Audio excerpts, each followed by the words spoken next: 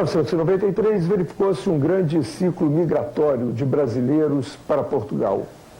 Entre todas essas pessoas que buscavam vida nova em Portugal, uma característica em comum: um grande número de dentistas. O documento especial foi ver por que tantos dentistas estavam indo para Portugal e quais as condições em que eles poderiam exercer legitimamente ou não o seu trabalho. Dezenas de obras de infraestrutura estão alterando a paisagem de Lisboa. O antigo e o moderno se fundem num país onde o passado de conquistas é espelho das possibilidades do futuro. Portugal vive um autêntico milagre econômico, patrocinado pelo Fundo de Coesão da Comunidade Europeia. Indiretamente, os países ricos financiam o desenvolvimento e a preparação dos países pobres para a entrada na comunidade. Portugal assume novos compromissos internacionais. Um deles é o controle sobre a imigração, considerado fundamental numa comunidade de países sem fronteiras. Podia dar mais uma chance e ficava melhor. António Francisco, um cabo-verdiano, agora é esperar que o Serviço de Estrangeiros lhe aceite os papéis sem a documentação da empresa onde trabalha. Uma noite longa com umidade e frio que promete complicar a estadia aqui à porta do Serviço de Estrangeiros. Há cerca de 20 pessoas que aguardam a abertura do serviço. Aqui está também já um carro da Polícia de Solicã. Madrugada de frio em Lisboa. Na véspera do último dia de um processo de legalização extraordinária, os imigrantes tentam garantir um lugar na fila para dar entrada no pedido de autorização de residência. A dentista brasileira Rosa Maria da Graça Figueiredo deixou em casa os 2 filhos de 10 e 11 anos de idade.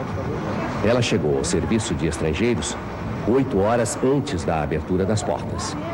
Ao lado de inúmeros africanos, Rosa enfrenta o desafio da espera, que pode tirá-la da clandestinidade. Que brasileiro deixa tudo para a última hora.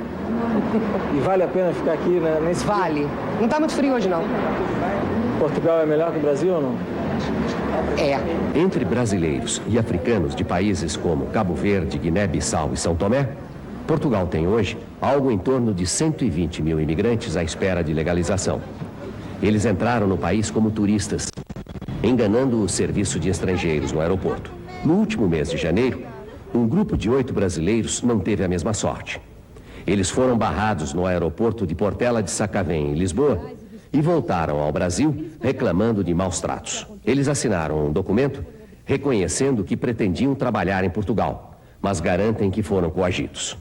O episódio despertou ódios e paixões da relação histórica entre brasileiros e portugueses, e por pouco não causa prejuízos irreparáveis às relações diplomáticas entre os 2 países. O caso, na verdade, foi apenas o estopim da nova disposição portuguesa em controlar a entrada de imigrantes.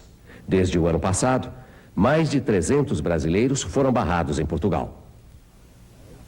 Natalino dos Santos estava desempregado, mas garante que não pretendia emigrar. Maria de Lourdes ia fazer turismo e acabou tendo que tirar a roupa para ser revistada. Lucinalva de Aquino ia encontrar-se com um namorado e acabou confundida com uma prostituta. Portugal não quer.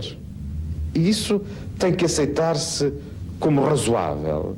É que, sem qualquer controle, nós de um momento para o outro tenhamos dezenas de milhares de pessoas que depois não têm emprego, que depois não têm habitação, que depois não acedem à segurança social e que depois são mão de obra barata explorada por pessoas sem escrúpulos. Isso nós não podemos querer. Não queremos, obviamente, que haja redes ilegais de tráfico de mão de obra barata. Não são boas nem para Portugal, nem para o Brasil, nem, sobretudo, para os cidadãos que se deixam engajar por essas redes. Para atender às exigências da Comunidade Econômica Europeia, Portugal criou uma nova e rigorosa lei de imigração e abriu um processo de legalização extraordinária para os estrangeiros que chegaram antes do dia 15 de abril de 1992. Quem chegou depois da data limite ainda tem chance, mas quem não deu entrada nos documentos corre o risco de expulsão. Vamos ver agora, a gente vem aqui que trata. A fila com a criança no colo e tudo? Não quiseram deixar furar a fila, paciência. Você diga-lhe que há 3 semanas não aparecia aqui ninguém. Eu sei disso, quando eu vi não tinha ninguém. Mas a gente não está conversando sobre isso. Diga-lhe isso, senhor. Não, dá licença, CP. Dá licença. É da 5 cadeira. Peraí, o senhor pegou o bonde andando. Nós não estamos conversando sobre a fila, nem sobre o lugar. Não é sobre a fila, é sobre a bicha. Há 3 semanas não aparecia aqui ninguém, agora aparecem todos. Sou português. Como é que o senhor vê essa situação, esse problema? A questão da imigração é um problema? Olha, pretos já deviam ter ido todos embora.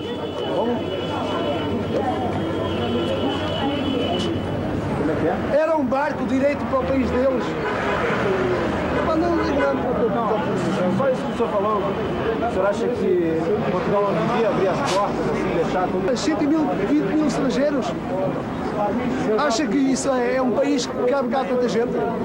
Se já está mal para os brancos, quanto mais para os outros todos. Eu quero que pague minha passagem, pagando minha passagem, meu dinheiro, mando para o Brasil, paga minha passagem e vou embora. Pronto.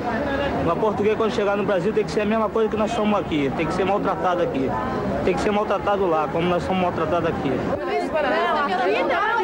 Eu estava na bicha aqui desde as 9 da manhã e não vai entrar na minha frente. Já foi, só foi ter...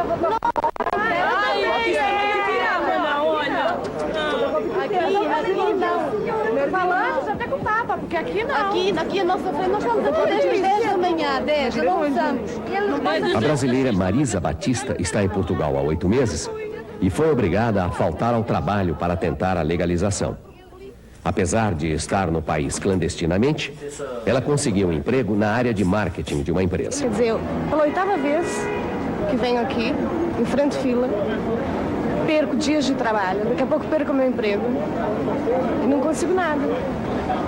Agora já tenho tudo que eles pediram. Só se eles inventarem uma assinatura do Papa ou alguma coisa parecida para conseguir. Tenho aqui. O que é que isto tem condições extraordinárias? Quando é que acho que chegou pela primeira vez a Portugal? 20 de junho de 92. Logo o seu pedido. Claro, fiz em 4 horas. Depois de ficar 8 horas esperando, Marisa finalmente foi atendida. Mas os funcionários do Serviço de Estrangeiros chegaram à conclusão de que ela pegou a fila errada. Onde é que a senhora tem o recibo e como é que colocar documentos? Pessoas que entram na bicha errada. Ele disse que quem tem o cartão, quem recebeu o postal pelo correio, fica nessa fila. Pois, mas era naquela fila ali naquela. Desculpa, mas é que a senhora entrou em Portugal depois de 15 de abril de 92.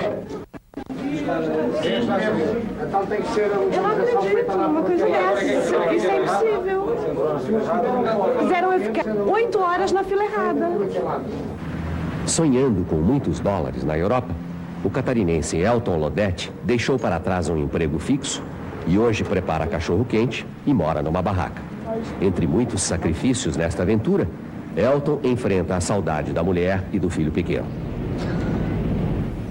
Estou perdendo a melhor fase do meu filho, sem dúvida, é a fase que ele está aprendendo a andar, a falar, aprendendo tudo, as coisas. É muito difícil, mas eu acho que todo sofrimento tem alguma finalidade. Algum dia vai ter uma recompensa para isso que eu estou fazendo. Elton chegou a Portugal 3 meses atrás e é mais um caso de imigrante que se passou por turista. Segundo a nova legislação, quem pretende trabalhar em Portugal deve pedir a autorização de residência antes de sair do seu país.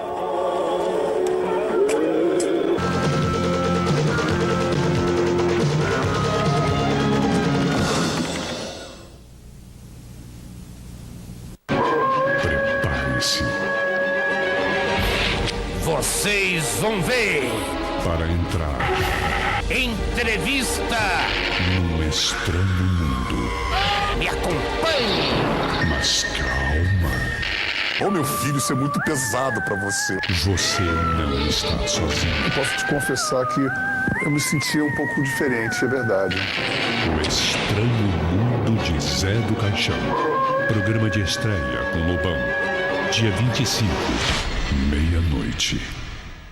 Quando Criaturas da Noite foi lançado, qual foi a repercussão que ele alcançou? A gente era uma inovação dentro da MPB. É um disco perfeito. Se você colocar esse disco na vitrola e ficar ouvindo ele completo, você sai extasiado. É mágico. Ei, amigo, cante a canção comigo.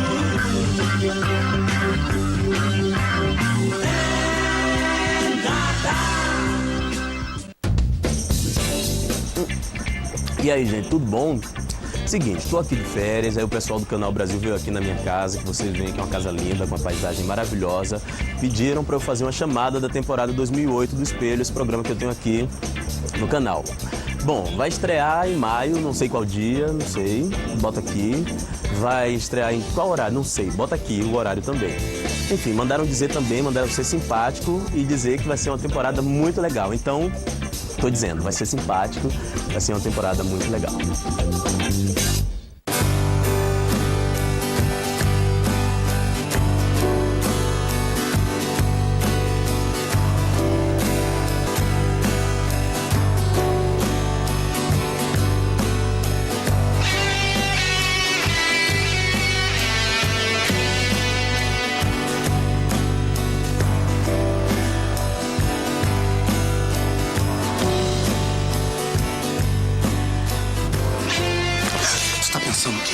Que eu fiquei cego.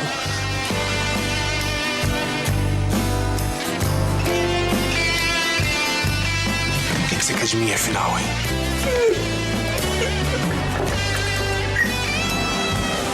Bem-vindo à realidade. Nós estamos lutando por uma causa e eu não vou deixar esse sentimento pequeno burguês tomar conta na minha cabeça. É possível isso? Tudo.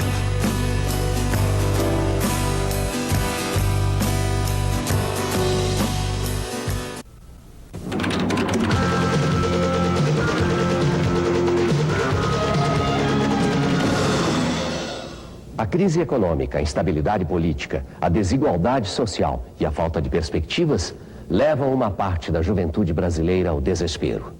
Nos últimos anos, milhares de jovens desistiram de lutar pelo Brasil e partiram para tentar a sorte no exterior. Mas abandonar o país é uma aventura perigosa quando envolve a imigração clandestina. O desespero dos imigrantes albaneses é um exemplo do drama que costuma envolver as imigrações em massa. Impedidas de entrar na Itália em 1991, centenas de pessoas se jogaram ao mar em busca de asilo. Cada vez mais, as portas se fecham, seja para refugiados da crise na Albânia, na África ou no Brasil.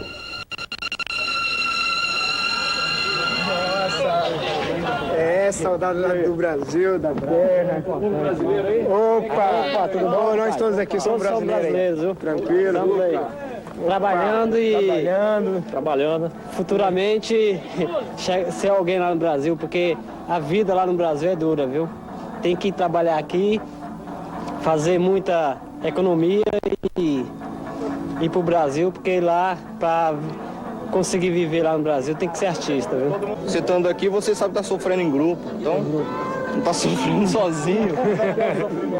Em função dos riscos que a imigração ilegal apresenta, a vida dos brasileiros clandestinos em Portugal tem sido uma verdadeira aventura. No camping municipal de Monsanto, nos arredores de Lisboa, Documento Especial encontrou um grupo de mais de 30 brasileiros. O lugar se tornou ponto de referência para imigrantes recém-chegados. Para quem está longe de casa, enfrentando as incertezas de uma destina, o espírito de solidariedade do camping serve de estímulo e ajuda a disfarçar o peso da saudade.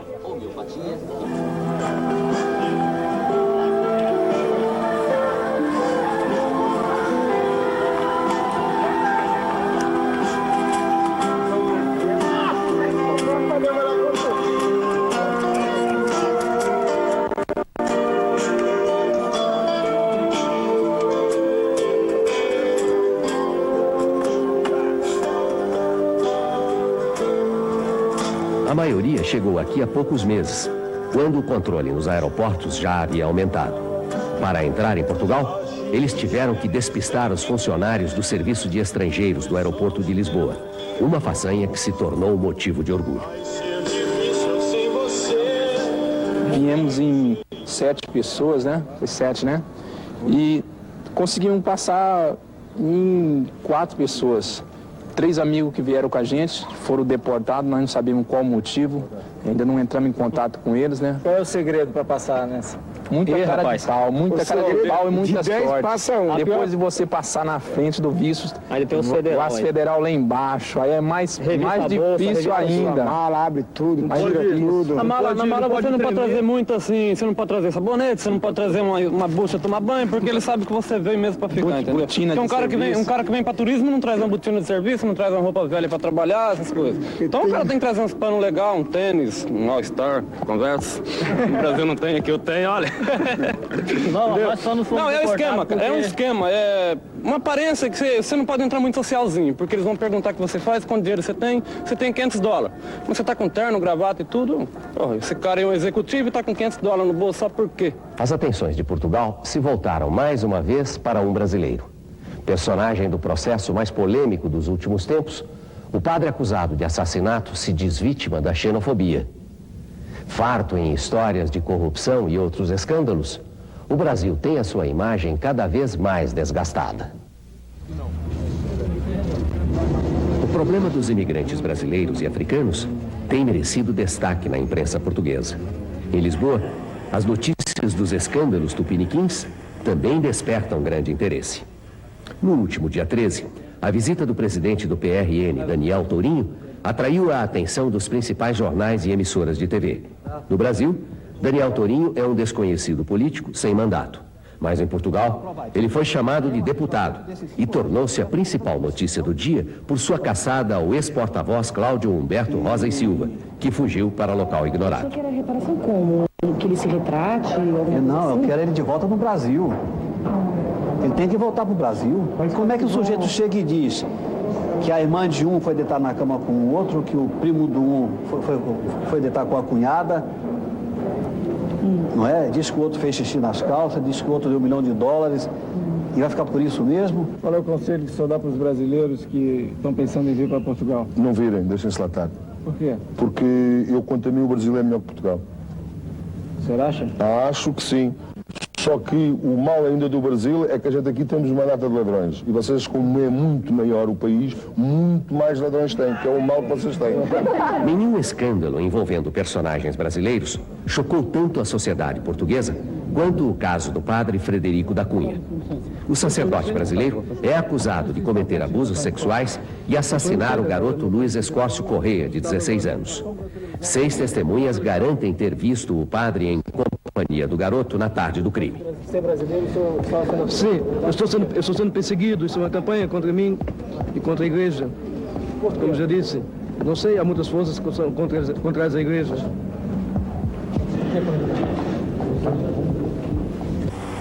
O crime aconteceu no dia 1º de maio do ano passado e revoltou a população da pequena Ilha da Madeira, onde o padre era assessor especial do bispo. Lugar de vocação turística, a ilha faz parte do arquipélago português, localizado perto da costa do Marrocos. Nascido na cidade de Natal, no Rio Grande do Norte, o padre brasileiro chegou a Portugal há 15 anos e desde então vem despertando suspeitas.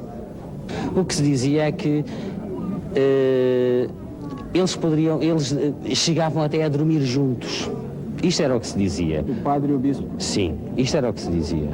O padre e o bispo conheceram-se no Colégio Português de Roma, onde o bispo era reitor na altura, e a partir daí desenvolveram uma relação muito estreita. Contestaram os argumentos. Durante o julgamento, a vida pessoal do padre brasileiro foi dissecada pela justiça portuguesa. O sacerdote de 42 anos passou por várias paróquias da Ilha da Madeira, deixando para trás histórias de magia negra e homossexualismo. Em depoimento secreto, 3 rapazes comprovaram a preferência do padre por garotos entre 15 e 16 anos. O afilhado de Frederico, José Miguel Noite, de 19 anos, começou o julgamento como testemunha de defesa e acabou virando réu por ter fornecido um álibi falso para encobrir seu padrinho. Competia à acusação provar as acusações que fez ao padre Frederico e não a defesa arranjar armadilhas, né, e arranjar subterfúgios para procurar demonstrar o envolvimento do padre Frederico nesta questão. Não acreditem em que ele agarrasse no miúdo e matasse. Não acredite. O corpo de Luiz Miguel foi encontrado 2 dias depois do crime, num conjunto de penhascos na região norte da Ilha da Madeira. O local tem uma das mais belas paisagens da ilha e o miradouro do Caniçal recebe muitos turistas. Luiz Miguel foi jogado de uma altura de 50 metros e ficou numa área de difícil acesso. Quase um ano depois do assassinato, o pai de Luiz Miguel continua extremamente abalado. Ele é motorista de táxi no Funchal e não tem dúvidas de que seu filho foi morto pelo padre. Esta é a minha maneira de ver, acho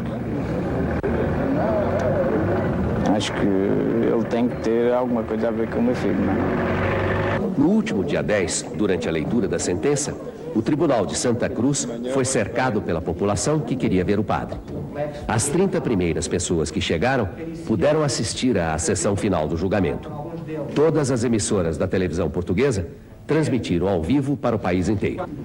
Abriu a braguilha, após o que lhe solicitou que baixasse as calças, ao que o mesmo se opôs. A mãe do padre, Dona Leonor, viajou do Brasil para acompanhar o filho e teve que ouvir os comentários do juiz sobre a conduta de Frederico. Os pais de Luiz Miguel também acompanharam todo o julgamento, que se tornou o escândalo do ano em Portugal. Frederico Marques da Cunha, 12 anos de prisão no crime de homicídio, 18 meses de prisão no ilícito penal de homossexualidade com menor. José Miguel Martins de Noite, 15 meses de prisão pela infração de favorecimento pessoal. Julgar o pedido cível parcialmente procedente por provado, pelo que, em consequência, condena o arguido Frederico Cunha a pagar ao rezado João Agostinho Gouveia Correia e mulher Maria Gorete Mendonça Escócio Correia a quantia de 5 milhões de escudos, a título de compensação pelos danos não patrimoniais sofridos, neles incluída a perda do direito à vida de seu filho, que se computa em 3 milhões de escudos. O afilhado José Miguel Noite foi condenado a 2 anos de prisão, mas teve sua pena suspensa. O tribunal entendeu que o rapaz é apaixonado pelo padrinho. O padre brasileiro pegou 13 anos de cadeia e ainda vai ter que pagar uma multa de $30 mil para a família da vítima.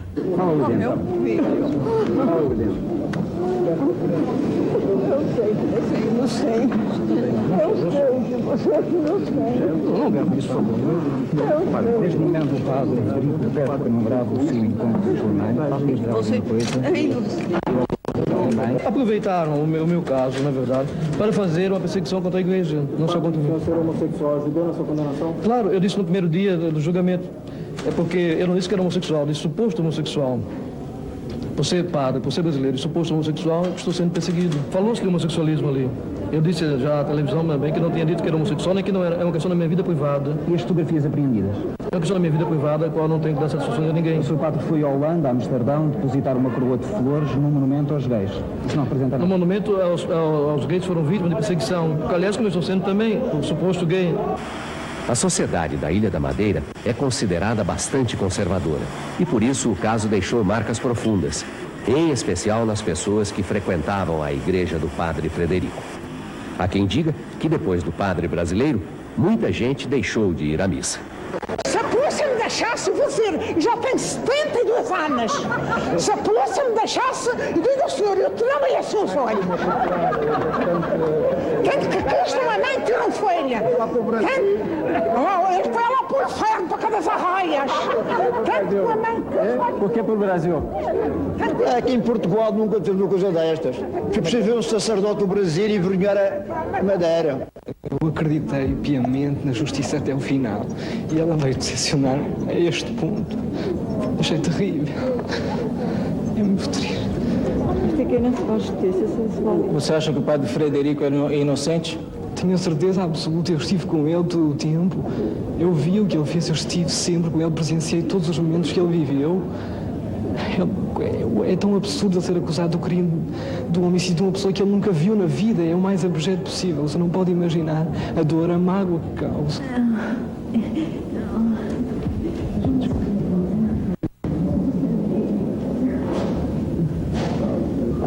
Ao fim do processo, manifestou-se todo o sofrimento de duas mulheres. De um lado, Maria Goretti, a mãe da vítima. De outro, a mãe do padre, Dona Leonor. Eu só volto para o Brasil com o meu filho. Eu não saio daqui sem o meu filho.